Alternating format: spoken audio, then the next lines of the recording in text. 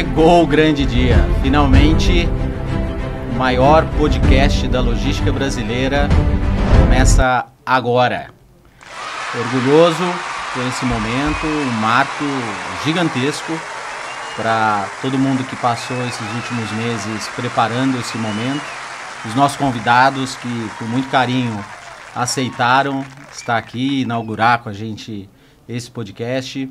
David Roberto, o grande idealizador disso. Aliás, já faz muito tempo que vem fomentando conteúdo, eventos e materiais de extrema relevância para a logística nacional. É um momento importante. Eu que sou de marketing, me sinto lisonjeado de estar aqui nessa mesa com essas feras da logística, e a ideia nossa é justamente trazer gente como a gente, para falar do setor que é um dos setores mais importantes da economia brasileira, responsável por 14% do PIB nacional e que enfrenta diversos e imensos desafios nesse país territorial, continental que é o Brasil, né? Dentro dessa nossa dinâmica toda política, econômica, que torna cada dia mais desafiador exercer uma logística de qualidade on time. Então, sintam-se bem-vindos, é uma grande honra ter você aqui com a gente, que na verdade é esse conteúdo, esse bate-papo, né? Não é uma entrevista, não é uma palestra, é um bate-papo que a gente quer que você se sinta muito confortável em participar desse momento com a gente aqui. Que a ideia é, além de conteúdo relevante, você conhecer esses grandes nomes da logística brasileira e se sentir pertinho da gente, pertinho deles, porque eu acredito que os desafios que você enfrenta diariamente são muito parecidos com o que cada convidado aqui também enfrenta. Então seja bem-vindo ao Podcast Log, o maior podcast da logística brasileira.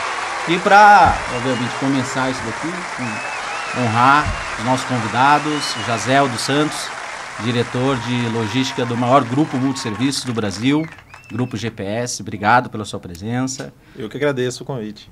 Tiago Batista, uma simpatia de pessoa, diretor de operações logísticas da principal marca de construção civil brasileira, Leroy Merlin. Obrigado pela sua presença. Agradeço aí o convite. É um prazer estar aqui com vocês hoje, nesse marco aqui, né, inaugurando esse podcast. E o David Roberto, que eu não preciso nem apresentar, que todo mundo já conhece. Não é assim não. É uma figurinha mais do que carimbada na achei que não fosse chegar nacional. Parabéns por essa sua iniciativa. Esse é um projeto que nós fazemos 2021 e com a convite de um grande amigo. Quero até mandar um abraço para ele aqui, Rafael Santana, lá da Copenhague, da parte de e-commerce. A gente voltou com essa ideia do podcast, em trazer um pouco mais de conteúdo e, ao mesmo tempo, mostrar o lado dos seres humanos que estão nessa operação, que estão no dia a dia, na vida. Eu até estava comentando com o Thiago agora, às vezes você endeusa tanta pessoa, pô, o diretor não sei da onde, nossa, nem pode chegar perto do cara. Pô, esse cara é normal como nós, joga uma bola, gosta de um cavaco, né, corre. E é dar esse lado humano da logística. Como a gente está falando muito em ESG e tudo mais, a gente quer aplicar isso um pouco aqui nas entrevistas, nesse bate-papo descontraído, com várias personalidades da logística. E já agradecer também, reforçar aqui, agradecer aos dois aí por ter aceito o convite. Muito obrigado. Vai ser uma honra para nós aqui. Pô, eu fico feliz por você estar aqui também, ter aceitado esse desafio com a gente. É uma honra para o Painel Logístico, hoje o principal veículo de logística do Brasil, que roda o Brasil inteiro aí, levando nossos roadshows, nossos workshops de logística, levando conteúdo, dinâmica, conectando pessoas, criando oportunidades e gerando negócios. E, ao mesmo tempo, levando a nossos clientes uma experiência única em cada evento que fazemos. E esse podcast é mais um. Sejam todos bem-vindos. Eu vou deixar você agora aqui tranquilo. Quero convidar Ana Karina, só para dar um oi para vocês. Vamos deixar essa mesa mais bonita. Mais bonita, né? Exatamente, mais bonita. Ana, obrigado a todos vocês. Valeu, bom bate-papo. Obrigado. Valeu. Um abraço. E agradecer ao Grupo GPS também por acreditar no nosso trabalho e estar conosco aqui, patrocinando esse podcast maravilhoso. Muito obrigado. Valeu. É isso, gente. Para conversar um pouquinho com vocês. Boa tarde. Olá, Ana. Tudo bem? Tudo bom, Ana? Ana Karina, eu acho que já tem 14 anos, Ana, Eu de estou em mercado, jornalismo há 15 anos 15 e na logística desde 2016, que eu me apaixonei. É, o bichinho da logística pica, né? É, aí que a gente muito se bom. apaixona mesmo, né? Obrigado, Ana. Obrigada. Vamos enfrentar esse desafio juntos aqui. Contar boas histórias. Tem bastante história para contar aqui. Bastante história. Não, eu queria começar porque o podcast é o podcast Log, Logística, mas eu fiquei sabendo que a gente está na mesa com 2 atletas, né? Um da corrida, um do ciclismo. Eu queria que vocês contassem, Thiago, me conta um pouco dessa sua virada de chave, aí dessa busca por saúde e tal, e como que isso no fim do dia melhora, né, a performance de um profissional que vive uma vida tão corrida quanto a sua. Bom, primeiramente boa tarde a todos, né, que estão aí nos ouvindo, nos assistindo. Como nós falamos aqui nos bastidores, a corrida eu comecei realmente o ano passado, né, não conseguia fazer 100 metros, e aos pouquinhos você vai 100, vai se desafiando, vai para 200, daqui a pouco você já está fazendo 1 quilômetro, 5, você 21. faz uma corridinha de 10, aí você fala, poxa, será que dá para fazer 21?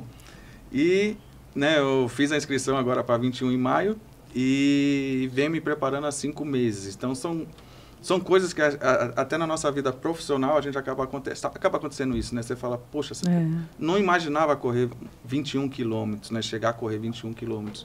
Nem 10, né? E aí aos poucos você vai indo, você fala, nossa senhora, já estou fazendo 10, 15 e agora vamos desafiar para 21 agora em maio. Aí. Vamos ver se dá certo, vamos ver se eu consigo chegar. Né? Quanto tempo, Thiago? Que eu venho correndo? Um ano. Comecei um ano e já está passado. pro 21 km já. É isso aí. Tem que pensar, sonhar alto, É sonhar grande. Que legal. E você corre quantas vezes por semana? 3 vezes por semana. 3 vezes por semana. Que horas? 5 horas da manhã. 5 horas da manhã. É o horário da logística. À noite não vai dar tempo. À noite não tem como. À noite não dá. Tocou cavaquinho também já em Já. escola de samba. Tocou cavaquinho? Eu adoro música. Gosto muito de música. Então, desde pequeno, tinha 15 anos, aprendi a tocar cavaco. Eu tinha um grupo de samba e pagode, né, na época. Joguei futebol, né? Fui até a base do Santos, até os 17 anos. Então, olha só. Tive Qual posição você jogava? Eu era centroavante. Olha só. Fazia gol, matador. Aí o técnico era o Manel Maria, né? Grande jogador aí. Até um abraço pro Manel Maria, se estiver assistindo aí, porque ele fez aniversário agora dia 29 de fevereiro. E a gente... Eu tenho ele assim como uma pessoa assim que realmente... me ensinou muita coisa na época que eu jogava futebol, né? A você se desafiar, a você trabalhar em time, né? Você treinar bastante para alcançar os resultados, sempre buscar vitória, sempre ser campeão. Então, isso já vem desde a época de pequeno, né? E aí eu tinha um sonho, que como eu gostava muito de música, era sair numa bateria de escola de samba, né? Então, eu morei no Rio aí ano passado e... realizei esse sonho, não só eu saindo na bateria, como meus filhos e a minha esposa também saindo na bateria. Então é muito bacana, é gratificante. Que legal. E hoje é o cavaquinista que fala, né? Cavaquinista. Hoje estou meio enferrujado, para falar a verdade. Até, pessoal, se tiver algum churrasquinho, alguma coisa, aí, né, olha David, só. Se tiver, chama a gente lá. Teve final do ano passado, churrasco da logística, né, David? Me convida lá que a gente faz um sambinha lá. Então, mais uma coincidência, porque a gente tem 2 atletas e 2 musicistas também, porque será que é coisa da logística? Será que é da logística? Deve ser, né? E eu pedi pra ele aí, eu falei, me traga seu instrumento. Não trouxe. Não né? trouxe. Dava pra rolar um chorinho. É verdade. Qual é o seu instrumento? Eu sou flautista.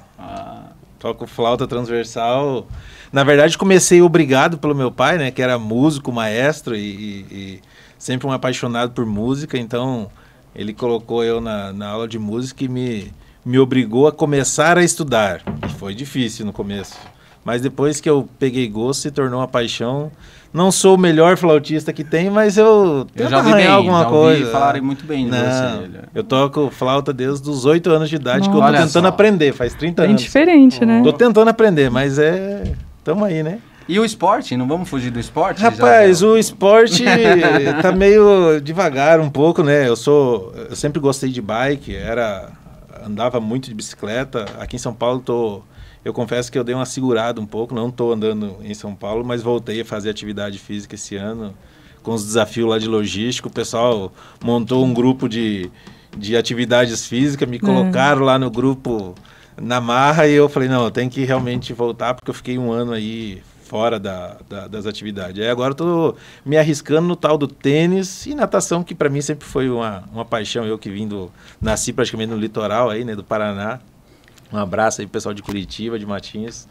Então, sigo com a natação e tô tentando no tênis, mas é complicado, viu? É difícil. Os dois têm bastante determinação. Para trabalhar com logística tem que... Né? Eu que não sou de logística, estou há um ano imerso nesse universo.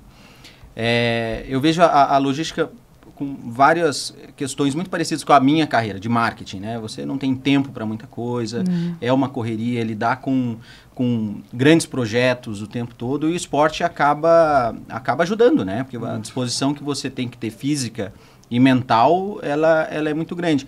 Eu queria aproveitar esse gancho para entender no ponto de vista de vocês, assim, o que gera esse prazer em vocês de construir uma carreira, né, dentro da logística brasileira? Eu vou até voltar um pouco atrás, né? Eu me formei em engenharia de computação.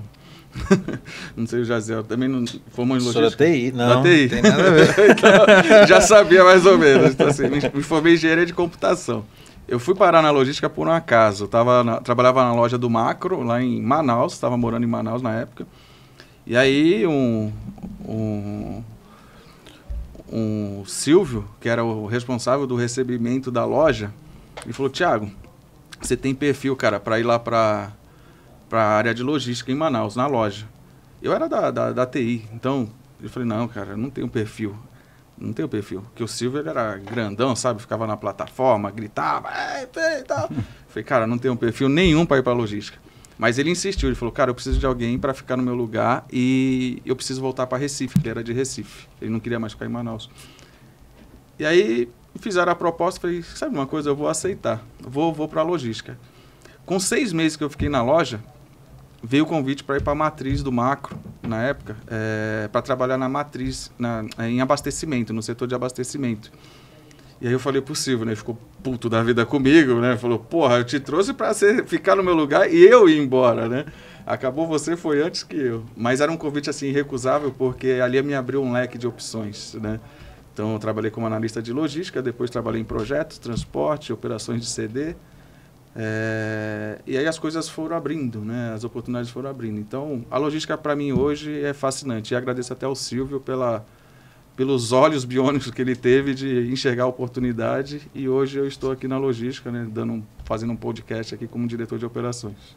É isso aí, parabéns, Thiago. Legal. Eu admiro o Jaziel, que eu conheço, né, um pouco mais de perto, também tem uma história que é apaixonante dentro da logística, né, Jaziel?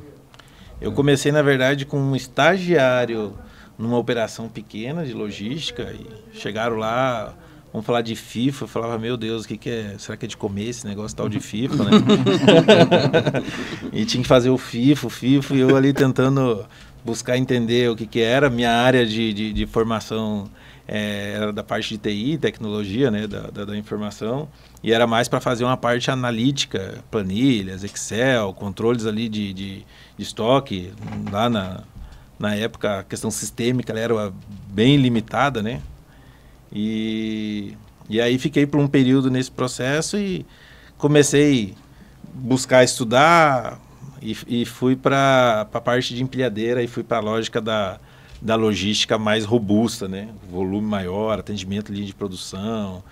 Mas, na verdade, antes disso, né? Antes da empilhadeira, eu falo que a minha origem na logística foi num trator pegando lixo numa fábrica.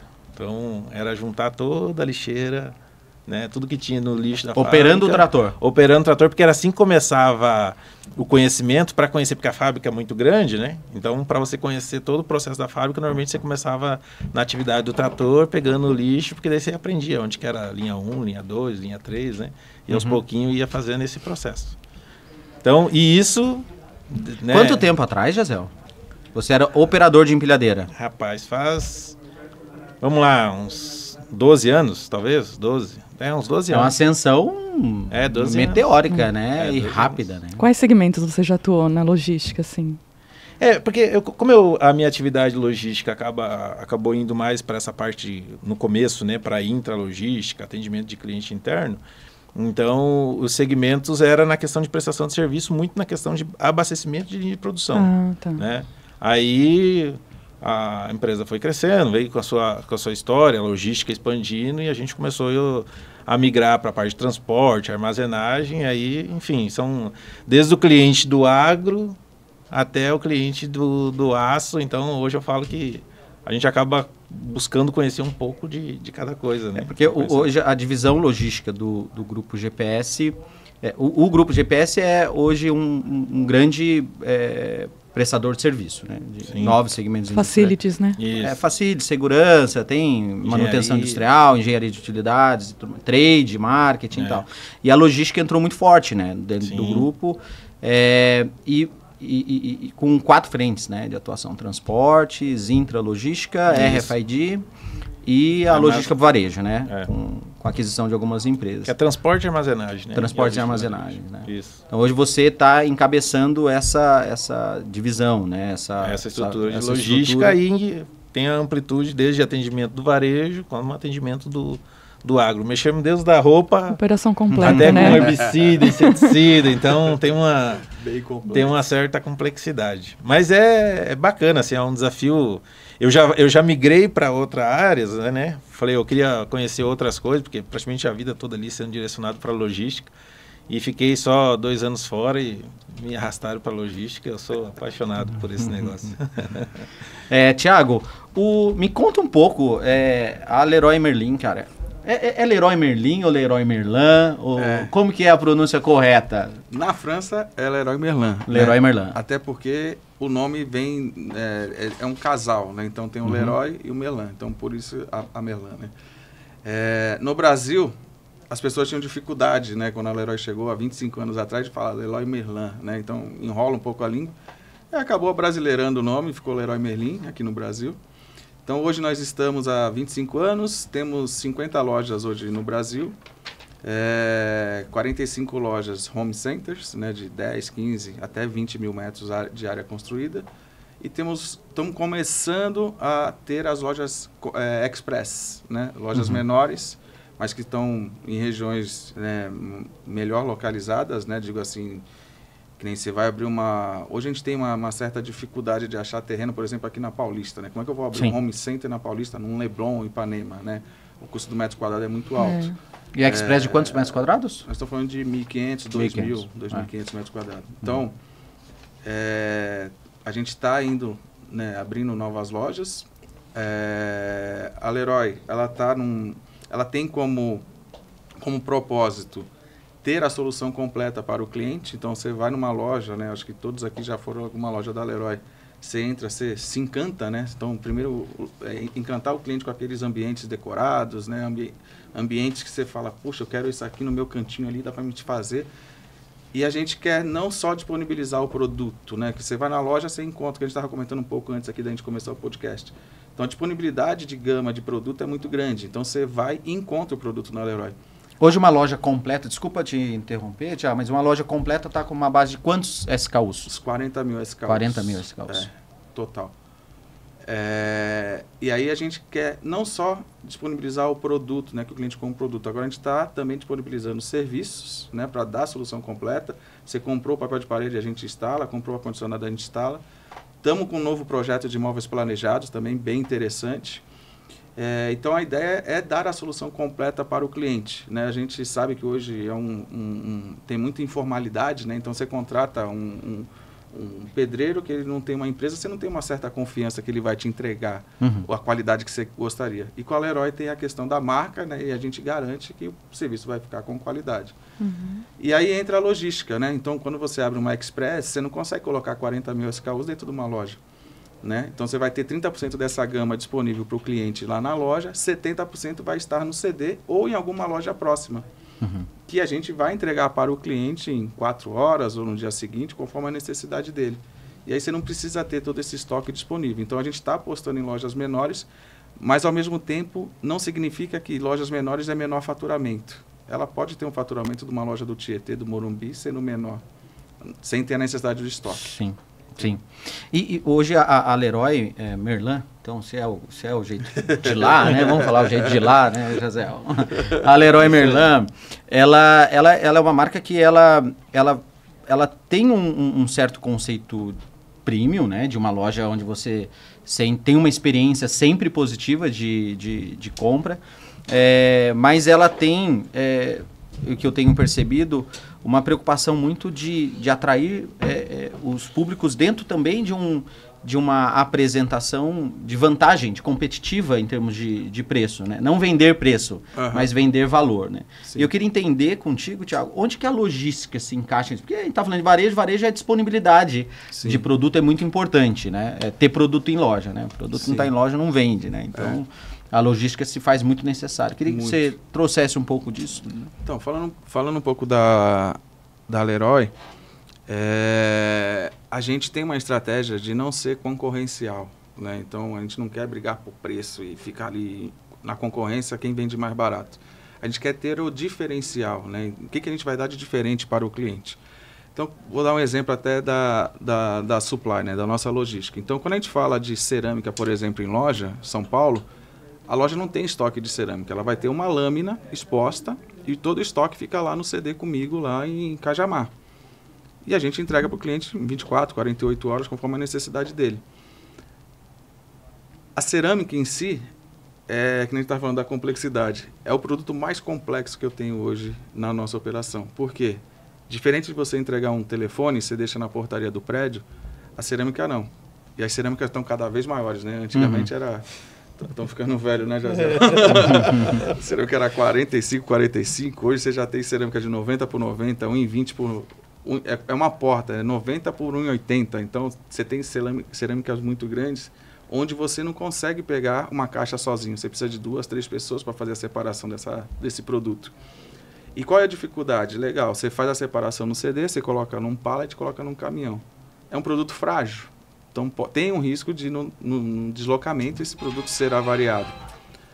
Além disso, aí você conseguiu garantir todo o processo. Aí você vai fazer uma entrega na Paulista, por exemplo, né, onde nós estamos. Onde você para o caminhão? Né? Você não pode fazer só com o motorista, você tem que ter 2 ou 3 ajudantes. Aí você tem que subir escada. Às vezes essa cerâmica não sobe escada, ou não entra no elevador, você tem que subir pela escada. Às vezes a escada não dá, você tem que fazer içamento. A complexidade disso é muito grande. E aí, um caminhão nosso hoje, ele consegue fazer 4 a 6 entregas por dia, né? Dependendo da roteirização da capacidade. Então, temos dificuldade de entregar no final de semana, né? Porque a portaria, você não pode deixar a cerâmica na portaria e falar, depois o cliente vem buscar aqui a cerâmica, o porcelanato. Você não sabe a idade do cliente também, né? Exatamente. Então, isso é política nossa. Independente do andar, independente da complexidade, a gente vai deixar o produto aonde o cliente desejar, onde for, se vai colocar, subir escada. Gera uma certa complexidade para a gente como supply, mas o produto ele tem que estar no lugar onde o cliente quer e não deixar na calçada. O last mile é um desafio, né? Bastante. Vocês consideram o last mile daí? Acho que para todos os negócios o last mile O last mile no macro era diferente, né? Porque você tinha produtos climatizados, produtos refrigerados e produtos congelados. Então, você tinha os caminhões com as 3 temperaturas, você faz o pique ali na porta do cliente, mas se você não for tão rápido, o congelado vai ficar descongelado. Então, cada área tem a sua complexidade, né, cara? A logística, por isso que assim, é fascinante. Mas no caso da logística, você está falando da last mile, mas tem a parte de armazéns, vocês terceirizam isso ou isso é próprio? É próprio. A gente tem toda a estrutura do CD é nossa, né? O prédio, porta-pallet, toda a estrutura é nossa. A operação logística, a gente tem um parceiro que é a DHL. Então, hoje nós operamos com a DHL lá em Cajamar. Então, nós temos um centro de distribuição hoje em Cajamar, que ele está com 130 mil metros quadrados. Nós temos 2 plataformas regionais que ficam no sul e agora nós abrimos em Salvador. E a gente tem como desafio entregar para o cliente a nível Brasil em até 3 dias. Né? Aí você vai falar, Thiago, mas de São Paulo para Fortaleza, né, que a gente tem lojas em Porto Alegre e Fortaleza, São Paulo está aqui. Você não consegue chegar em 3 dias de caminhão. Como é que você faz? Então, nós estamos revisando a nossa malha logística para ter plataformas regionais ou até mesmo usar as lojas como malha logística para entregar para o cliente em até 3 dias a nível Brasil. Então, Fortaleza, por exemplo, vai ser atendido pela plataforma de Salvador, né? E eu tenho um estoque avançado lá na plataforma de Salvador para atender esses clientes em até 3 dias. E aí tira um pouco da complexidade de você sair de São Paulo e usar o exemplo da cerâmica novamente e andar 3.000 quilômetros com a cerâmica até Fortaleza. Né? O grande volume está no online. O grande volume, não, está na loja física. Está na loja física. 90% das vendas, elas ainda estão Qual que é a média física. assim, mensal, anual de entregas na casa das pessoas? Só para a gente ter uma ideia da operação. Na casa das pessoas, só o CD hoje ele faz na faixa de 2.000 pedidos dia. A gente está fazendo já 2.000 pedidos dia. Aí nós temos as lojas, mas estamos falando aí de uns 3.000, 4.000 pedidos, considerando a saída, os que saem pela loja também, somente de pesado, tá? Estou falando somente dos produtos pesados, grandes volumes. No e-commerce você coloca aí mais uns 2.000 pedidos, 6.000, 7.000 pedidos por dia de entrega a domicílio. Poxa vida. É. A gente que tem uma atuação forte no varejo, né? A gente, porque eu sou marketing da GPS, né? A convite do David, né, David? Não tô aqui para fazer jabá da GPS, não. Isso aqui acaba saindo um pouco, né? Mas queria entender de você, Jazel, da divisão logística do grupo, né? A gente estava falando da principal marca de home centers, né? Ou de construção casa e construção civil do Brasil. Como que foi estruturar essa área, essa divisão logística dentro do principal grupo multisserviço também do país, né? Mais de 144 mil colaboradores, 46 empresas e aí dentro da logística quatro grandes empresas, né? Que fazem parte do guarda-chuva hoje, né? Como começou, né, essa divisão logística? Essa é a minha curiosidade principal. Olha aí. Bom, a divisão logística, ela começou, na verdade, começou com a primeira empresa, né, a In-House, que ela, às vezes em algumas situações com o cliente fala, vocês são novos em logística. Não, nós não somos novos em logística, a gente tem logística já há um bom tempo, na parte mais da intralogística, né, então a In-House, ela nasceu para atender um determinado cliente que era a parte de intralogística. E como é que cresceu, né? Apesar do grupo ser uma empresa muito grande, a flexibilidade e a questão do empresariamento, que a gente fala muito, né? De você conseguir dar aos seus empresários, aos gerentes, ao time que está ali no dia a dia com o cliente, a velocidade para tomar decisão, né? Afinal de contas, né, a logística tem essa questão da flexibilidade e você precisa ter agilidade. Se você não tem flexibilidade junto com a agilidade, você mata o teu processo logístico, né? Até é interessante falando da questão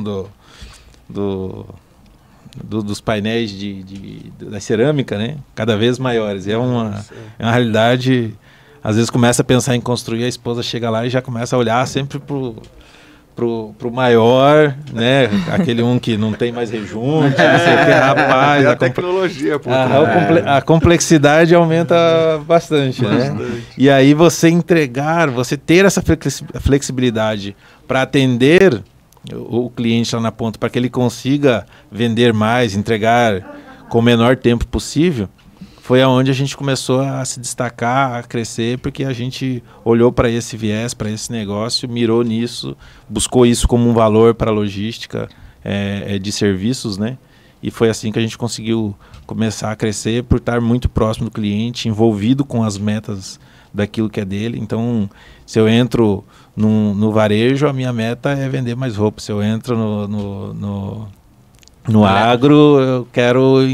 né, trabalhar na plantação e entregar também.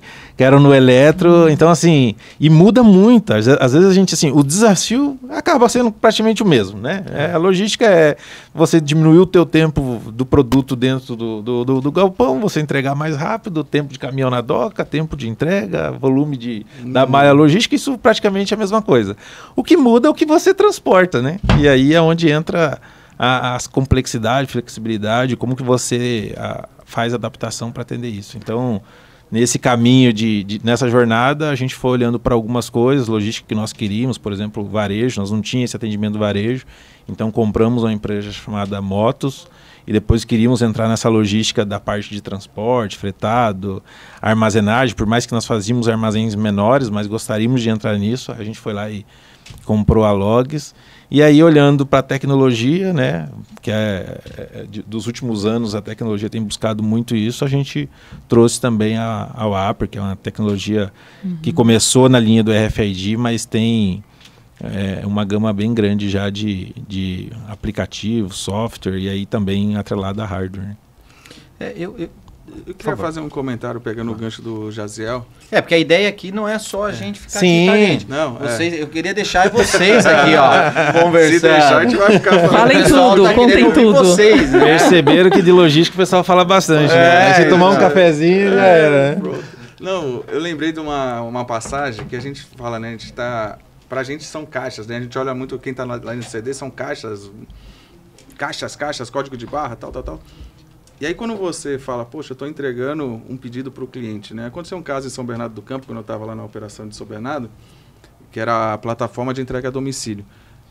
Que um cliente estava em loja e estava precisando de uma caixa e a gente só tinha prazo para entregar em 48 horas. Aí o gerente comercial me ligou e falou, Thiago, pelo amor de Deus, preciso que essa caixa seja entregue hoje.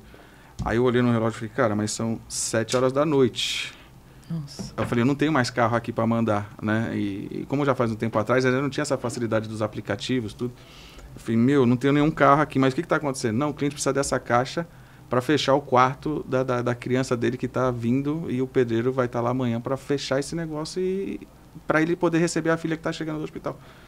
Falei, aí, sabe, aí você fala, puta, eu transporto sonhos, transporto, né, coisas muito mais do que caixas. É a hora que a missão tem que sair da parede e ir pra ação. Isso. Né? Aí você vai pro emocional, né? Aí se coloca no lugar do cliente, eu falei, eu vou levar lá a caixa, Tô onde que é? emocionado lá. É muito legal a história.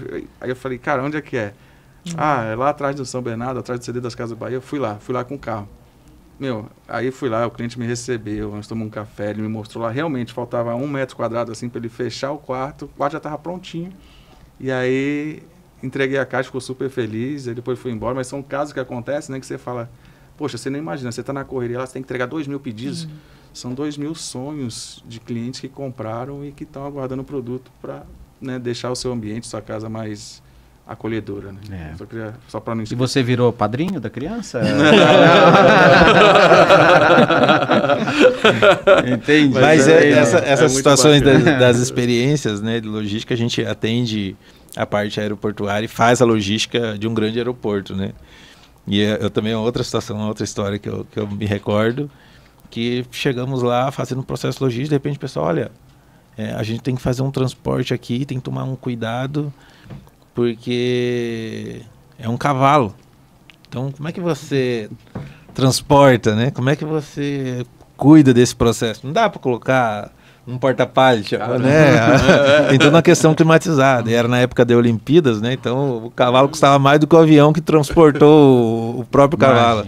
Então, no final do dia, não é, né? Você transporta sonho, você transporta atletas, você transporta uma infinidade de coisas. Bom se seria se a gente conseguisse conhecer, né? Seria impossível conhecer todas as histórias de quando a gente faz uma entrega, o que acaba acontecendo depois. É muito legal isso. E por que indo para uma questão, eu que não sou da logística, né? E por que essa questão do tempo é tão fundamental? Vocês acreditam, assim, conceitualmente? Porque tempo dentro da logística é o que determina tudo. Você diz em relação a prazo de entrega para o cliente ou tempo nosso operacional? operacional? Você entende a questão, compra online. Todo mundo sabe que quer chegar logo.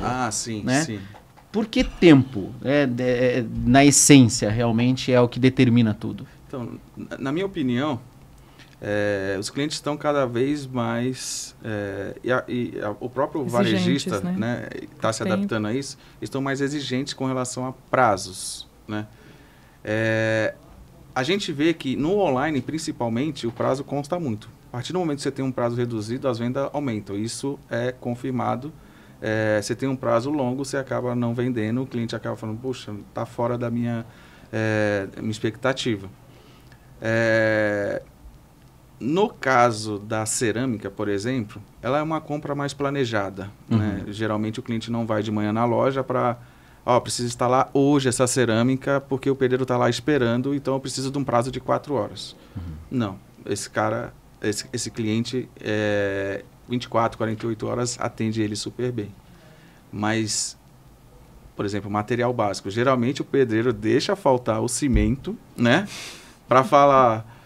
Jaziel, faltou cimento, cara, e eu vou parar aqui, vou ficar parado, né? Aí você tem que correr para falar, caramba, liga lá na Leroy para eles entregarem em 4 horas, 2 horas. Então, tem essa relação produto, gama, necessidade do cliente, e dependendo da situação, o prazo faz muita diferença. E aí é um fator decisório para a compra, ou não, naquele momento para o cliente. E tem muitas vezes o prazo de validade do produto, né? Isso também. Então, o prazo de validade do produto, o tempo dele em estoque é tempo que você perdeu daquele produto e você acaba tendo uma perda de valor no processo de venda. Então, o tempo que ele puder ficar mínimo no armazém, tempo que ele puder ficar mínimo no transporte, você consegue ter de prazo de validade de vários determinados produtos. E aí eu queria entender um pouco dos profissionais que estão aqui, né? O que vocês consideram, assim, essencialmente, assim, características que fizeram de vocês, assim, profissionais bem-sucedidos da logística, né? E quais características, porque a gente está falando de um tempo, né, onde as coisas estão mudando tão rapidamente, tanta gente vindo jovem aí, com sede e auxílio da tecnologia, como né? eles chegaram o pessoal até aqui, mexendo né? com o Foi a chat GPT, trajetória. montando plataformas com chat GPT. Eu tô pasmo com isso, né? Tá tendo uma grande mudança. Eu queria entender de vocês essa visão do profissional logístico, as questões que fizeram de vocês até hoje e aquilo que vocês precisam se mexer para continuar nesse trajeto que ainda são jovens, né? Quer começar? Não, pode. Vamos seguir a ordem, né? Então vou falar um pouco assim, que nem eu comentei, né? Eu fui para logística. Eu acho que o profissional de logística ele tem que ter não só o planejamento, né? Você tem que ter execução muito, muito forte.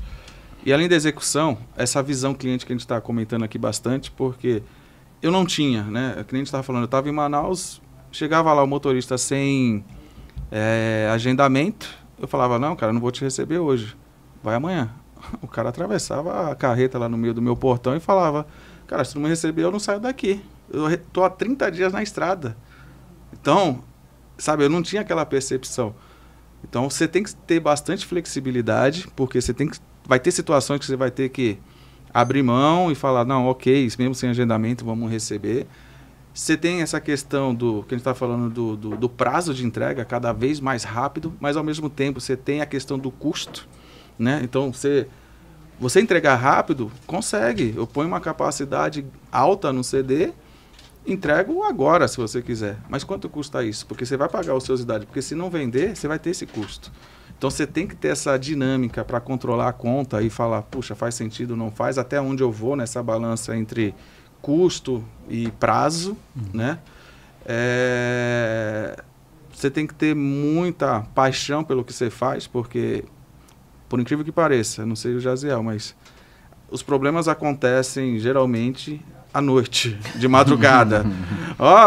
Não tá saindo etiqueta, não sei o que, tá pegando fogo no terreno do lado, então faltou energia, caiu uma torre em Cajamar esses dias aí, a gente ficou sem energia quase 4, 5 dias, tive que correr atrás de diesel para poder não parar a operação. Então, você tem que ter essa dinâmica, tem que gostar do que faz, senão você não vai para a logística, tá, gente? É a dica que eu vou. Se você, assim, tá na dúvida, assim, tem que ter essas competências. E, além disso, acho que é o mais importante de tudo, não somente a competência técnica, eu acho que o relacionamento, né, de você se colocar no lugar do outro, que nem eu tive uma experiência que eu estava falando com vocês. Eu morei no Rio de Janeiro aí há pouco tempo, um ano atrás, e comecei e trabalhei do outro lado. Quando trabalhei dando apoio para as lojas, né, era responsável pelo Rio, Vitória e Nordeste das lojas, parte de supply. E aí você entende a necessidade da loja, quais são as dores da loja, as dores do cliente, e o que a gente, como centro de distribuição, como supply, pode apoiar e alavancar o resultado da loja pensando no cliente, né, sempre. Então, muitas coisas. Então, fiquei lá 1 ano, aprendi muito, voltei para o CD com uma outra visão. Então, você tem que ter não somente as competências técnicas, né? Competência de relacionamento, escuta e falar, puxa, faz sentido. Vamos executar, vamos fazer acontecer.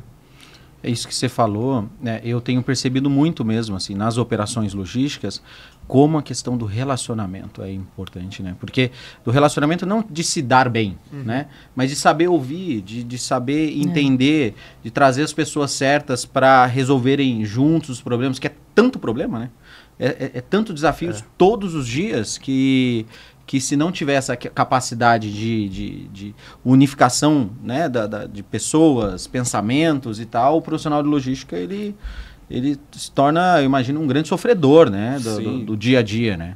E assim, eu brinco lá com o time, né? Falei, não vão ligar pra gente pra falar, cara, parabéns, mano, você entregou bem pra caramba esse mês, mas vocês arrebentaram. Vão ligar quando dá problema. Eles vão lembrar da gente quando dá problema. E uma coisa também que eu aprendi durante esses 20 anos aí de supply, é que assim, se você tiver algum problema que vai acontecer, não tente guardar ele pra você, compartilhe, antecipe, seja proativo, né? Então, teve algum problema, um pedido atrasado, já comunica o cliente, porque ele não vai faltar no serviço e ficar esperando a sua entrega. Ele não vai ficar feliz, claro, mas ele não vai perder o dia também, né? Então, você tem que também expor, compartilhar os seus problemas com os demais, com os pares, com a empresa, para poder, né, todo mundo estar ciente e ajudar na solução, dependendo da complexidade do problema, né? Você concorda, Jazel? Rapaz, foi uma bela explanação, isso? né? Eu não precisaria adicionar mais nada. Parece que trabalhamos juntos. Rapaz, não. Conversamos bastante. Porque, às vezes eu falo assim, não, eu acho que eu preciso falar menos, mas eu tomo café, acabo ali, né? Acabo falando mais, mas agora, assim, eu tô tendo a certeza que é uma das qualidades dos profissionais de logística, a questão da comunicação, né? É verdade. Você se antecipar o tempo todo, se comunicar com todas as áreas. Você tem que se comunicar com marketing, com comercial, com o time que está lá vendendo, com os seus clientes, pessoal que são responsabilidade pela entrega. Mas eu gosto de pensar que o profissional de logística ele precisa ter o espírito de servir, né? Ele precisa servir sempre todos os que estão envolvidos ao seu redor. Ele vai ter que servir o seu cliente, servir o pessoal que está ali trabalhando, os motoristas, que são os caminhoneiros na parte de transporte. Ele tem que servir todo o time entender esse processo, porque na prática ele acaba sendo o último elo, né? Sim. Do processo da venda em si. A logística é aquela uma que garante que o processo foi feito. Claro que depois vem o pós-venda, mas se o processo do comercial funcionou perfeitamente e a entrega não aconteceu no prazo que precisa ser entregue, né? De novo, o assunto prazo volta à tona, desmoraliza todo um processo que está por trás, por isso que vem toda essa cobrança. É pressão o tempo todo, mas depois que você acostume e você é apaixonado, se apaixona, foi mordido pelo bichinho, você não sai mais. Muito legal saber tranquilos, né? Os bastidores, né? Tem que ser. A família adora, né? O celular não para de tocar. Mas eu tô curioso. Mas deixa só, você não percebeu, Ana, uma coisa, que eles fugiram da parte que é daqui pra frente? Você não percebeu? Não. Vocês fugiram da parte. Daqui E agora, como que vocês, profissionais de longa data da logística, estão se preparando para essas grandes mudanças? Sim, do chat GPT. E tudo mais, né? O Jazel é um apaixonado por tecnologia, né, Jazel? Eu tenho uma certa dificuldade, porque foi minha área de início, de formação, enfim, então eu gosto dessa parte de programação, desenvolvimento, né? E eu, lá atrás, quando eu falo assim que começou... Hoje mesmo eu estava conversando com uma pessoa, com um grupo, e a gente estava falando sobre torre de controle, que é um negócio assim que está muito... O pessoal está falando muito sobre torre de controle, BIs, né? BI, eu quero ver BI, eu quero informação. E esses dias eu estava fazendo uma reflexão sobre essa questão de torre de controle, informação. Então, nós estamos vivendo a era da informação. Isso é uma coisa que todo mundo fala, cara, é a era da informação, é a era de inovação, informação. Então, você tem informação o tempo todo. O que faz com que no processo de venda, no processo de todo o restante, eles têm se apropriado e utilizado muito disso para entender como é que está funcionando o mercado, processo comercial. Vocês que são marketing, jornalismo, né, são da informação, eu estou aqui como menino falando Saber ler com os dois dados. saber ler esses dados, né? Então, como na era da informação, o pessoal sabe o que você quer comprar. Tem aquela história que você fala, eu quero comprar um colchão, de repente aparece no teu celular um monte de anúncios de colchão, né? Mas como a logística está se apropriando disso? Como nós, né, profissionais da logística, estamos utilizando dessas informações para poder conduzir e reduzir o nosso tempo de entrega? Então, falando de atualização de ChatGPT, eu volto um pouquinho aqui para não perder a linha de raciocínio, que quando surgiu a questão dos BIs, Tableau, Power BI, principalmente o Power BI, que foi algo assim que revolucionou o mercado de BIs, no caso, né? Eu achei fantástico aquilo. Eu, como profissional na época de TI, eu gostava sempre de tecnologia. Quando comecei a olhar o Power BI, eu falava, isso aqui vai revolucionar essa era da informação.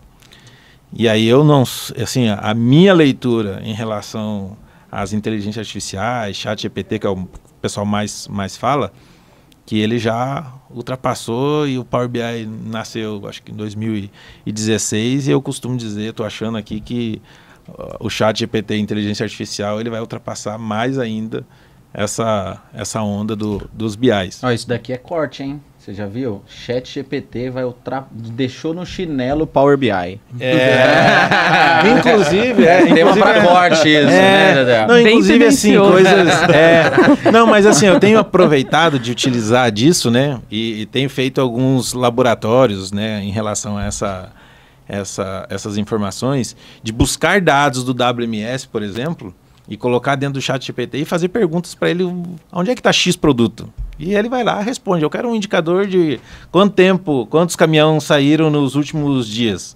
E o rapaz, eu não preciso nem ficar programando no Power BI, ele vai lá e responde e traz todas essas informações. Então, a informação mais rápida, ela é melhor, mas para você construir essa informação, que hoje em dia ainda, quando você conhece o ChatGPT, você fala, não, simplificou muito, mas em relação ao que o ChatGPT e indicadores de IA estão trazendo, vai ficar bem mais simples a informação para todo mundo.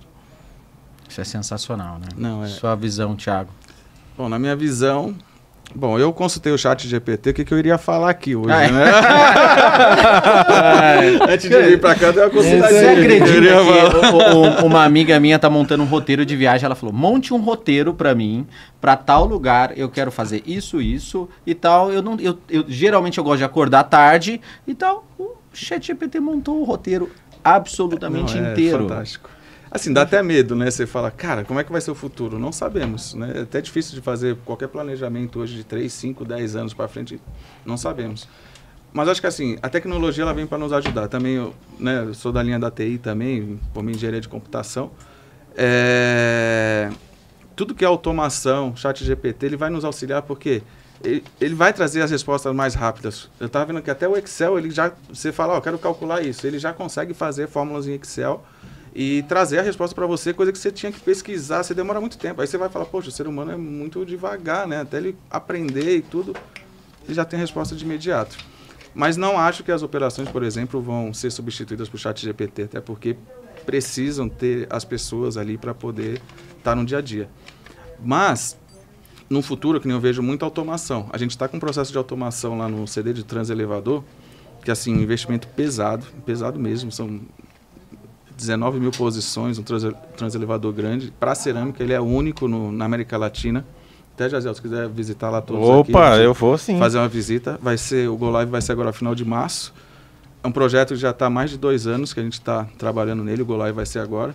Ele é único porque os transelevadores existem, mas para outras tipologias de material. Para cerâmica, ele vai ser pioneiro. E o que eu vou ganhar com isso? Mas a automação vai tirar pessoas da operação? Talvez, mas eu vou entregar em 4 horas a cerâmica, que a gente estava falando de prazo, eu vou quadruplicar a minha capacidade diária, né? E tem a questão da ergonomia. Quando a gente fala de pegar a cerâmica, como eu falei, são 3, 4 pessoas para pegar uma caixa de cerâmica, coisa que a máquina já vai me trazer e eu não vou ter a questão da ergonomia, né? É uma operação bem pesada hoje, do jeito que a gente faz a entrega, né? A gente tem a operação, mas ela é bem pesada. As pessoas que trabalham lá, a gente tem que, com certa frequência, a gente tem que ficar rodando ela para as outras operações, porque senão ela acaba saindo. Se você separar a cerâmica o dia inteiro, mês todo, o ano inteiro, é difícil, é complicado. Então, eu acho que assim, respondendo a pergunta, eu acho que a automação ela vai vir para auxiliar e, que nem a gente falou, essa balança entre produtividade e prazo vai ser cada vez mais agressivo e a automação, ChatGPT, vai nos auxiliar, o ser humano, para ser mais produtivo, ter mais qualidade. E o desafio daqui a pouco é entregar em minutos, né? Não vai ser mais horas, né? Então, acho que é isso. Esse é o principal desafio de entrega, ou você vê outros? Não, o supply chain como um todo, né? Eu acho que a supply como um todo está se reinventando, né? Há 20 anos atrás, quando eu fui para o Marco, eram 4 pessoas de supply chain e não tinha uma diretoria de supply chain, ela estava embaixo do comercial, né? Hoje você não vê mais empresas sem supply chain, né? Você tem que ter a supply, porque hoje é um diferencial competitivo, onde você pode economizar ou gastar muito, né? Ou não ter uma eficiência. Então, a supply ela é uma alavanca de resultados, né? Ela auxilia, e hoje todas as empresas, se não tem, estão se estruturando para ter um centro de distribuição, uma malha logística bem estruturada. Os profissionais estão se capacitando cada vez mais, né? Antigamente não tinha curso de logística, hoje a gente já tem. Então, eu acho que esse é o caminho, sabe? O e-commerce com a pandemia, né? As lojas fecharam. Como é que a gente conseguiu manter a empresa aberta? As lojas fecharam, nós fizemos uma operação, todas as lojas têm ship from store, que a gente entrega da loja direto para o cliente, e com a loja fechada, a gente estava fazendo faturamento, sem ter cliente dentro da loja.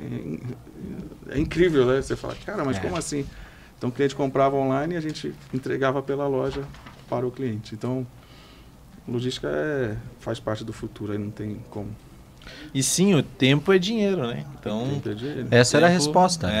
o tempo é dinheiro. Então, o tempo ele é muito importante, porque às vezes a decisão de comprar ou não comprar, né? Quando você olha hoje, o cliente não precisa sair de casa. Nós também somos clientes, né? A gente não precisa sair de casa para fazer uma compra.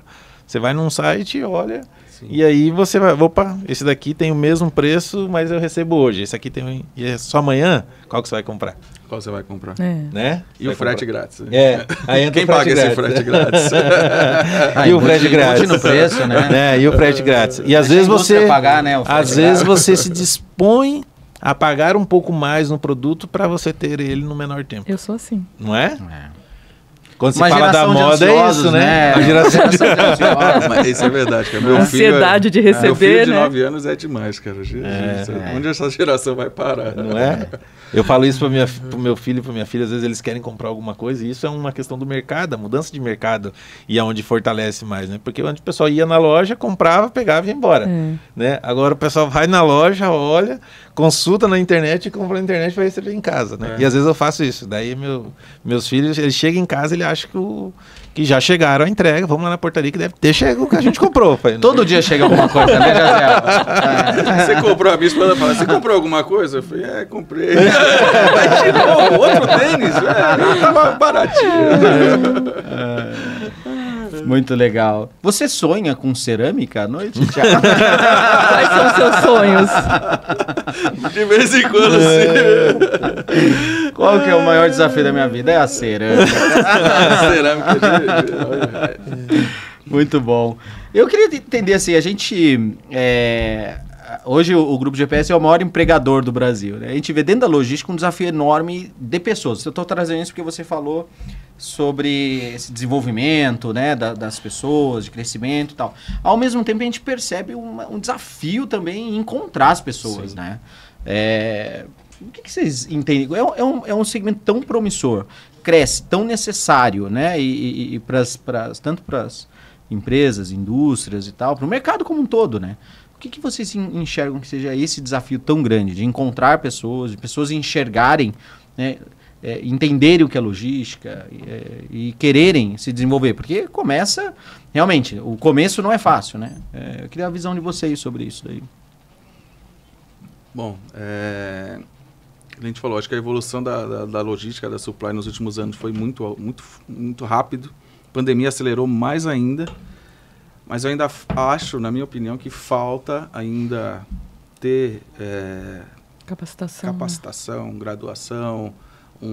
Tem MBAs, né? Bastante MBAs relacionados à logística, mas eu vejo tem mais custo, como é que chama esses custos de 2 anos, né, de supply? Os técnicos. Os técnicos, tem custos técnicos, mas eu não vejo, por exemplo, a maioria dos pessoal que eu conheço, assim, que está na área de logística, né, nível de gerentes, diretores, são engenheiros, né, ou administradores, alguma área afim, não, eu fiz logística, né, então acho que ainda falta essa parte de capacitação técnica para os profissionais de logística, na minha opinião.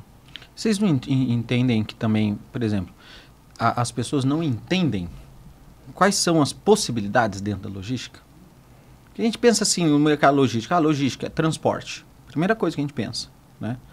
Mas tem um mundo, né, que cresce, um mundo de estratégia, de possibilidades, que talvez eu tenha essa desconfiança, se as pessoas que estão ali dentro na escolha de uma carreira e tal, elas entendem logística como ela é, né? O que é. Sim.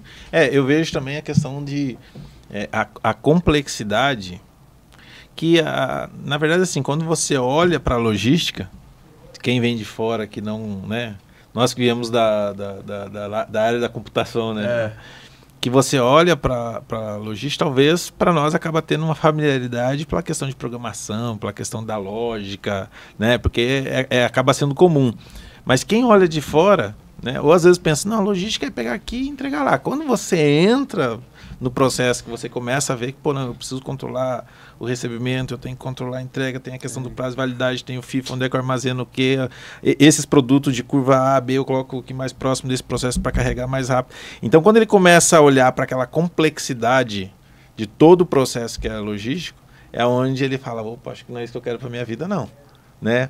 Só que assim, eu costumo dizer, experimente, é uma paixão. Depois que você entra e você começa a entender, e se você se propor a conhecer esse processo como um todo, é desafiador, é apaixonante. Você entra de manhã e vai, que você ocupa a cabeça quando você vê, faltou hora no dia. É de domingo a domingo, né, já? Aí tem que correr 5 horas da manhã, né? Fazer alguma atividade. É um setor que dá para você fazer carreira, né? Porque o Thiago, pelo que eu entendi, ele começou do começo, né? Muito. Ali de baixo mesmo, se você puder até contar isso, eu tô até um pouquinho curiosa pela sua história.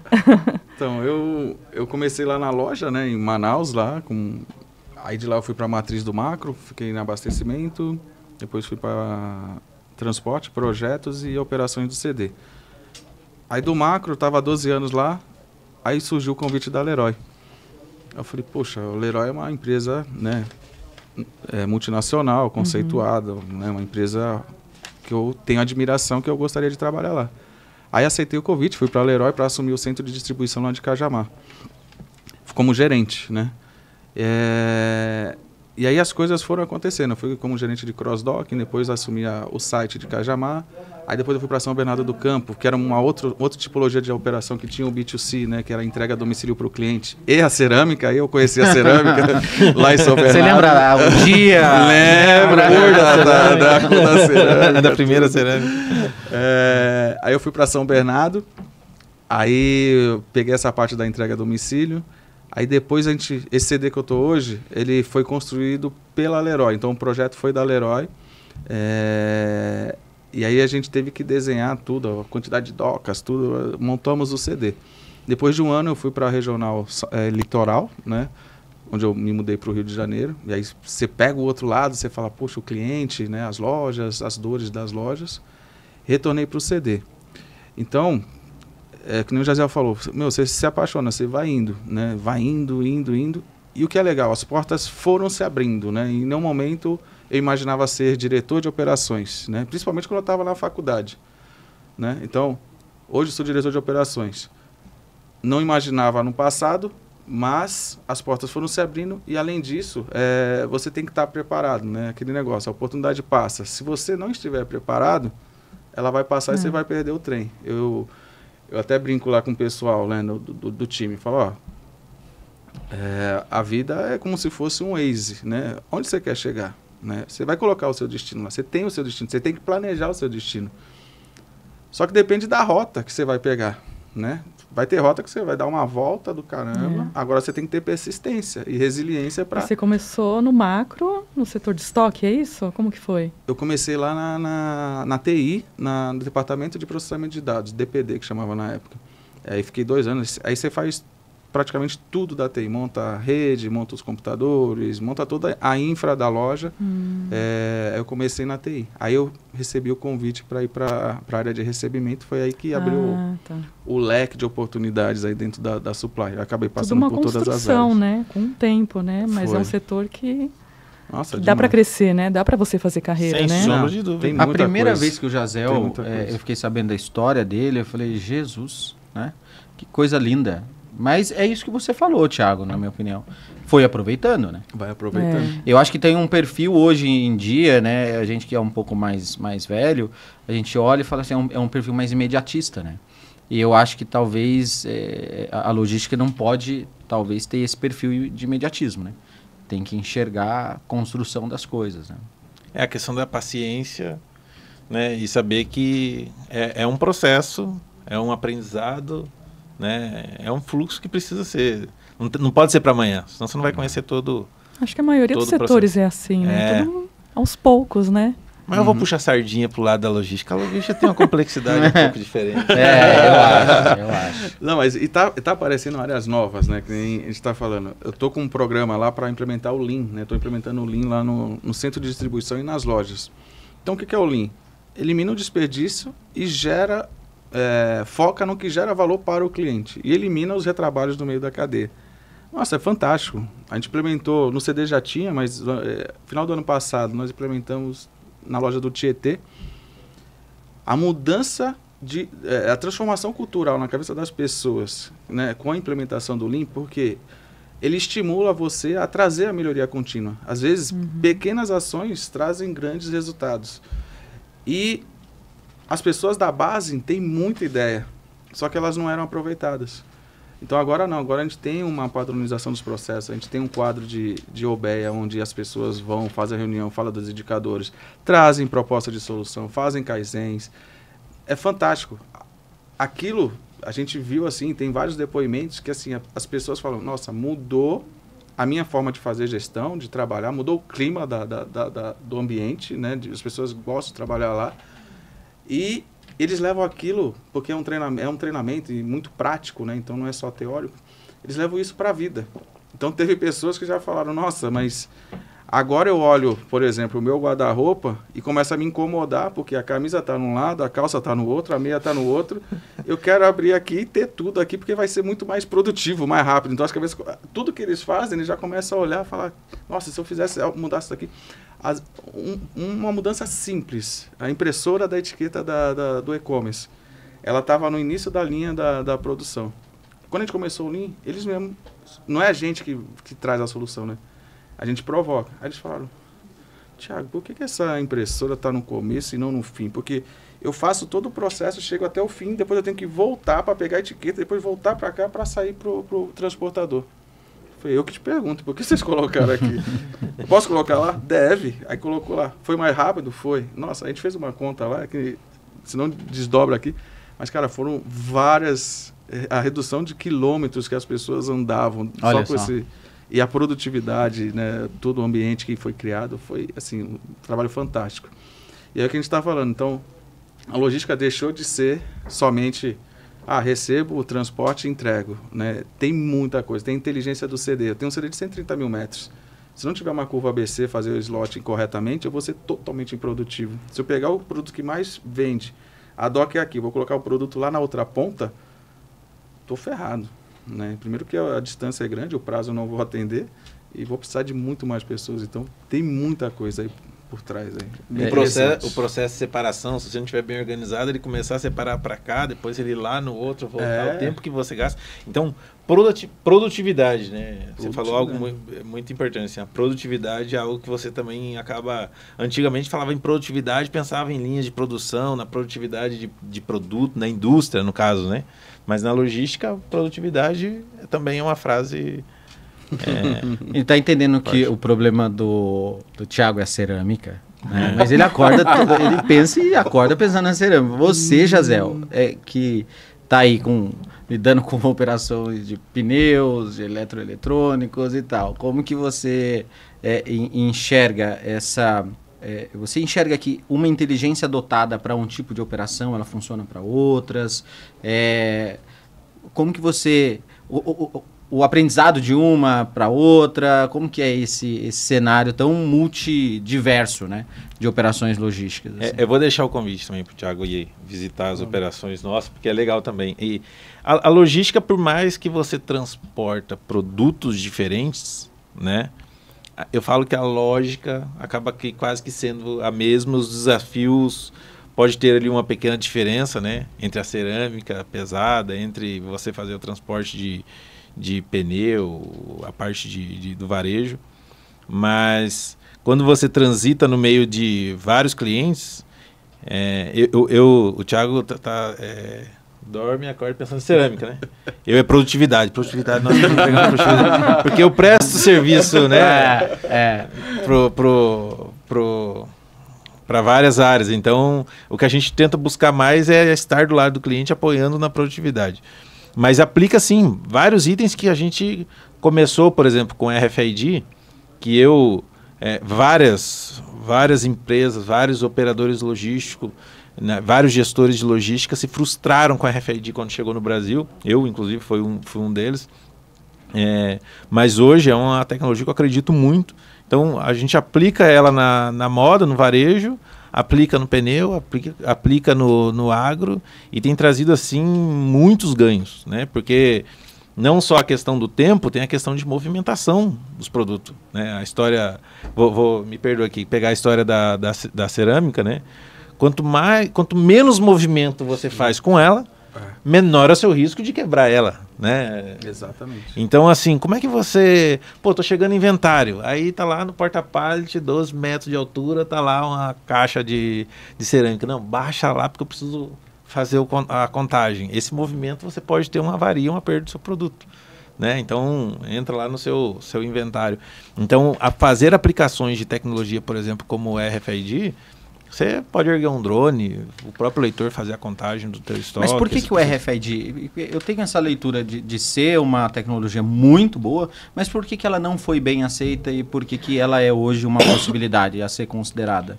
É porque, assim, o problema, vamos falar do RFID, foi o início dela foi um pouco turbulento, porque o pessoal entendia que colocava-se as antenas de RFID, vai passar aqui e ele vai fazer a leitura do meu produto e esquece leitor, código de barra, essas coisas erradas e não precisa de mais nada disso. De fato, isso é uma verdade, mas a grande falha lá atrás, no passado, era a questão da intensidade de sinal, o hardware que te utilizava, a etiqueta, não é uma etiqueta padrão, que para etiqueta para cerâmica você vai colocar a etiqueta da cerâmica, vai colocar no pneu, você vai colocar no herbicida, inseticida, são coisas totalmente diferentes, entendeu? Etiqueta em certo... No metal, a mesma etiqueta que vai no pneu, no metal ela não lê, não faz a leitura. Então... O pessoal foi lá e compra um monte de etiqueta, as antenas acabam sendo as mesmas, depende da intensidade de sinal que você precisa, mas as etiquetas não. Então o pessoal não é RFID, acho que estava toda etiqueta, cola essa daqui que vai funcionar. E aí colava num determinado X produto, que aquela etiqueta ela acabava tendo um problema de comunicação e frustrou. Né? Eu mesmo, quando eu olhei, falei, caraca, não vai dar muito certo esse negócio não. E aí, né, vou mandar um abraço pro meu amigo Rai, o Rai sabiamente falou, olha, você usa, e nós todos que estão aqui, a gente praticamente usa RFID todos os dias, né? E a gente pedágio. Não se deu conta, no pedágio, e até próprio no varejo, a gente nem sabe, você vai lá e compra uma camiseta, compra uma roupa, você passou pelo processo do tag e já fez a leitura de que roupa que você... Todas as vezes que eu saí do mercado e apitou a antena, porque eu tinha colocado uma peça na roupa, era por causa do RFID, na bolsa, era por causa do RFID. Aí você foi convidado aí numa salinha especial. Vai ganhar um brinde. Mas você sabe, né, André, que eu tive a oportunidade de, em outubro, né, tive a oportunidade de ir para a China. E recomendo, né? Porque assim, a China normalmente não é um lugar que a gente vai a passeio, né? Eu acabei indo a trabalho, fui numa feira, mas eu fiquei assim encantado o quanto lá está evoluído esse processo de RFID, o quanto isso tem trazido de ganho. Aonde você vai, tem RFID. Você vai numa loja de roupa, você pega a roupa, você coloca tudo, joga tudo dentro de um cesto, não tem que ficar fazendo leitura, joga tudo dentro de um cesto, já baixa ali, passa teu cartão, pega as coisas e vai embora. Mas, né? daí a aplicação disso, a empresa precisa ter a etiqueta, leitor, hardware, tudo de fornecedores diferentes, mas a gestão disso daí... Não. Assim, hoje em dia tem empresas que consolidam muito esse tipo de informação, mas basicamente você precisa de uma etiqueta, né? Você precisa de um software para controlar esse processo, e ele pode estar ligado na sua ferramenta WMS, RP, e você precisa do hardware, né, para poder fazer a leitura, seja um coletor, seja antena fixa, seja cabine móvel ou estática, para fazer o controle disso. Entendi. Você tem RFID lá, Thiago? Não, vou até fazer um benchmark. Isso aí. O Dade falou que a ideia era gerar negócios. Vamos conversar. É isso aí. Muito bom, muito bom. Senhores, o papo tá bom, tá dando o que falar, né? Os conselhos que eles podem dar para quem está no setor, para quem pretende atuar, né? Quais são os conselhos que vocês apresentariam aqui no geral, assim? Para quem está no setor, eu acho que para quem está começando a carreira aí na Supply, eu acho que é um pouco de tudo que nós falamos aqui. Você tem que ter muita resiliência, né? Você tem que ter um bom relacionamento, pensar diferente, né? Como que eu posso fazer diferente, que é um pouco do Lean, né, que nós comentamos. Então, pensar sempre na melhoria contínua. Desculpa. Deve ser algum problema com a cerâmica. Não. Deve ser para dar os parabéns. Então assim, tem a questão do Lean, né? Você sempre pensar na melhoria contínua, sempre pensar em como fazer melhor. E para quem está começando, eu acho que assim, primeiro você tem que definir bem e saber bem qual é a sua missão, qual é o seu papel naquela missão, na função que você está executando, né? Para você se dar o seu melhor. E o que as empresas querem, o que o líder geralmente quer? Cara, surpreenda, né? Entregue um pouco mais, esteja preparado para quando as oportunidades aparecerem, né? Que a logística cada vez mais está gerando movimento, está ampliando, né? Está ganhando responsabilidade. E esse é o caminho. E as oportunidades vão aparecer. Essa seria a minha dica. Por experiência própria. Muito obrigada. E você? Bom, eu acho que a resiliência é uma palavra forte, né? Que o pessoal tem utilizado bastante. Eu acho que para a logística, né, precisa da resiliência. Mas eu tenho uma frase que eu não sei se eu li em algum lugar. Se não está escrito em nenhum lugar, pode colocar lá, autor Jaziel. Mas eu acho que eu devo ter lido em algum lugar. Que é uma frase que eu acabo usando muito, assim, falo muito com a minha equipe em relação a isso, que a vaidade, ela é inimiga da coerência. E na logística a gente precisa praticar o tempo todo isso, né? Repete, por favor, essa frase, que ela é forte. Eu gostei também. Deixa eu escrever. A vaidade, ela é inimiga da coerência, né? Porque muitas das vezes a gente, por vaidade, não, o processo é assim, tem que ser assim. É a história, né? Você falou da impressora. Se eu coloquei, imagina a pessoa que colocou aquela impressora lá, tem a vaidade, fala, não é para tirar aqui porque foi eu coloquei, eu fiz um estudo e tem que ficar aqui. Ela não está sendo coerente, né? Então, eu gosto sempre de buscar fazer esse exercício, provocar o time a gente buscar sempre ser coerente, não vaidoso. Não importa que a gente tem que voltar no processo que a gente já desenvolveu, fez. Afinal de contas, a nossa curva ABCAA muda, né? Ela pode se tornar uma B, pode se tornar uma C. Então, se tiver a vaidade do WMS de não, é A e não vai mudar, pronto, você vai acabar gastando mais tempo, vai perder produtividade, você perde fluxo no processo. Então, assim, a dica que eu dou é essa, nesse processo. E uma outra coisa que o pessoal tem falado bastante da torre de controle, e aí com esse número de informações que o pessoal acaba gerando, e eu vou usar um exemplo que a gente estava conversando hoje, é tomar um cuidado para que a torre de controle não se torne uma torre de informação, que são coisas diferentes. Torre de informação tem uma infinidade de informações lá, que ninguém vê, ninguém controla, ou todo mundo acha que alguém está vendo, que alguém está controlando, no final das contas, não está controlando. Torre de controle, ela tem poucas informações daquilo que realmente precisa ser controlado. Se é o tempo do caminhão na doca, controle o tempo de caminhão na doca. Se for o tempo de entrega do produto, que controle o tempo de entrega de produto. Então, e busque, né, de novo, a resiliência. E tem algum segmento ou área da logística que vocês estão vendo, cara, isso daqui está pulsando, assim, ó, isso, né? Bom, para mim é a parte do e-commerce. Acho que o e-commerce, hoje ele representa em torno de 10, 12% das vendas. E a gente tem como objetivo chegar a uns 30% nos próximos anos, né? Pegar um terço aí da venda. Não acho que a gente vai chegar no futuro de falar agora fechem as lojas físicas, vamos vender só pelo e-commerce.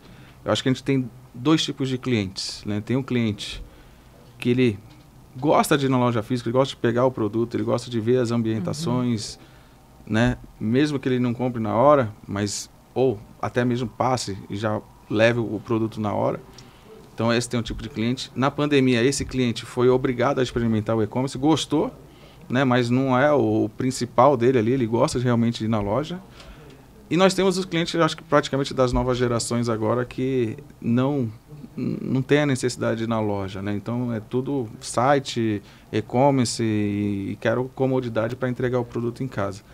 Então eu acho que na supply a gente vai ter esses dois movimentos. Então cada vez mais a gente vai ter, né, com as novas gerações principalmente, essa necessidade da supply entregar aonde, quando e como o cliente quiser. E tem até um case que eu acho muito legal, que é da ArcelorMittal, né? Quem iria imaginar que uma indústria de aço, né, ia abrir uma plataforma de e-commerce tão legal, né? Tão legal. Você está por dentro dessa... Mais ou menos, assim. Mas é muito legal. A Arcelor tem uma operação muito legal com a divisão logística do Grupo GPS e até a indústria, né? Se posicionando dessa maneira. Não tem nada a ver com varejo, mas abrindo um canal de varejo direto, né? Direto. Olha, eu acho que eu sou o que está em transição, porque eu gosto de ir na loja ver, mas eu compro no site. Mas o Jazel tem 26 anos. Opa, mas eu vou puxar o CPF dele para ver quanto que ele está comprando na Leroy. Não, se ele... Vou puxar. E tem cerâmica lá. Olha, 26 anos, se eu tiver com 26 anos, eu rodei muito pneu murcho, né? Ou trabalhou muito na logística. Muito bom. A gente está aí chegando já aos últimos minutos desse primeiro podcast log. Eu queria entender do ponto de vista de vocês, Brasil, assim, né? Logística, Brasil. Para onde que a gente tá caminhando? Cara, difícil, né? Um tema tão difícil, mas a gente tem que finalizar com algo bem difícil, né, Jadel? Pois é, você vai ter que finalizar com a complexidade, né? Não? Promissor, vocês estão confiantes, estão sentindo as empresas de vocês confiantes, investindo, né? O que vocês estão enxergando disso? Não, acho que assim, em termos de economia a gente vem melhorando, não o quanto a gente gostaria. As vendas também, né? A gente vem, esse ano começou forte, então estamos num bom caminho. Mas as complexidades que eu trago assim, é mais a infraestrutura mesmo, falando do tema de logística. A gente não tem uma infra muito boa. A gente tem um país continental, né? De São Paulo a Fortaleza são 3.000 quilômetros, né? Que é a minha loja mais distante. Por que eu não faço via cabotagem? Né? A gente utiliza muito pouco o modelo de cabotagem. Por que eu não tenho um trem, né? uma ferrovia que consiga me atender? Né? Praticamente tudo, lá na Leroy, por exemplo, tudo é rodoviário. Então, gera uma complexidade muito grande na cadeia e os custos também acabam onerando. Né? Então, acho que os nossos desafios têm a questão da economia, mas eu acho que é mais na parte da infra mesmo, do nosso país, que hoje a gente está muito para trás. Né? Muito para trás. Jazel. Eu, falando dos desafios, eu estou bem confiante. Eu acho que a migração dos clientes, né? Ou esses novos clientes que estão indo para esse mercado online, que é a parte do e-commerce, que foi bem colocado aqui, ele traz um crescimento muito forte para a logística, porque uma vez que os clientes acabam migrando parte do seu processo de compra, na vez de ir na loja, ele começa a comprar no e-commerce, você não precisa ter um volume tão grande de loja e você tem que, na verdade, você acaba diversificando e o seu armazém acaba se tornando uma loja, né? O e-commerce acaba resumindo muito isso. E aí, esse desafio, olhando para o Brasil, de buscar a questão do tempo, voltando à história do tempo, né? O menor tempo para fazer aquelas entregas e você começar a fazer esse estudo de mercado, consequentemente, você precisa de armazéns, né? Em múltiplos pontos. Então, esse mercado de armazenagem tem crescido bastante. E, sem sombra de dúvida, o maior desafio que eu vejo é justamente na nossa rodovia, malha logística, ferrovia, sabe? Eu acho que isso teria, assim, um ganho muito relevante, né? Com esse nosso desafio do tempo de entrega, se a gente tivesse mais ferrovias, tivesse uma rodovia um pouco diferente, porque realmente o desafio de você chegar no sul e no nordeste é complicado. Muito bom, senhores, muito bom. O que vocês acharam aí da primeira edição do Podcast Log? Como se sentiram? Excelente, cara. Eu acho que, assim, você volta no tempo, né? Passa um filme na cabeça quando você começou, até mesmo quando você, né, faz um exercício e fala, poxa, por que eu escolhi a engenharia, né? No momento ali que você está ali 18 anos, 17 anos, é um momento... Você tem que definir o que você vai fazer da vida, né? E aí passa esse filme todo na cabeça, a época do futebol, tal, os amigos. E é um momento... Poxa, passou tão rápido, né? A gente tá aqui já e o momento passou tão rápido, falando bastante tema. Pô, prazer conhecer esse cara aqui. Vamos falar bastante aí daqui para frente. Prazer conhecer vocês. E um prazer estar aqui. Obrigado, David, aí pelo convite. E estaremos aí sempre à disposição. Aí é um prazer estar com vocês aqui. Muito bom. Parabéns. Parabéns pela iniciativa. Obrigado a você, Thiago. Olha, muito legal. Estou muito feliz, né? Venho da empilhadeira e estar aqui sendo com honra, com pessoas de peso. David, um amigo que aprendi a ter uma admiração enorme, um profissional fantástico. Então, foi o que eu falei no começo. Eu acho que faltava. Eu gosto de podcast, acabo escutando muito entre um trânsito e outro, entre uma Raposo Tavares, né? E chegar na minha casa, acabo escutando bastante podcast. Eu acho que eu sentia a falta de ter algo sobre o tema, né? Falando sobre o tema e jamais imaginava, passava pela minha cabeça de estar aqui inaugurando esse podcast. Eu tenho certeza que vai fazer muito sucesso aí. É isso aí. Agradecer mais uma vez ao David, CEO do Grupo Painel Logístico. O painel é bonito de ver, né? Tudo que tem feito pela logística nacional. Ao nosso patrocinador Master aí, a divisão logística do Grupo GPS. Agradecer a vocês que ficaram aqui conosco. Eu nunca imaginei que eu ia mandar vocês aí falar, aperte o sininho, né? Compartilhe isso daí. Eu sou do marketing, eu não sou influencer, né? Mas tá dito, faça isso, compartilhe esse conteúdo e nos ajude a promover, você que é da logística, nos ajude a promover esse conteúdo e essa iniciativa para a gente ganhar mais força e ainda mais patrocinadores. Ana, alguma palavra? Eu gostei bastante, são histórias lindas, né? A gente aprende também com eles, né? E é isso, eles passaram pra gente o que é a logística, né? E tô muito contente de ouvir histórias assim. Valeu. Muito obrigada. Obrigado. Obrigado, gente. Obrigado. Valeu.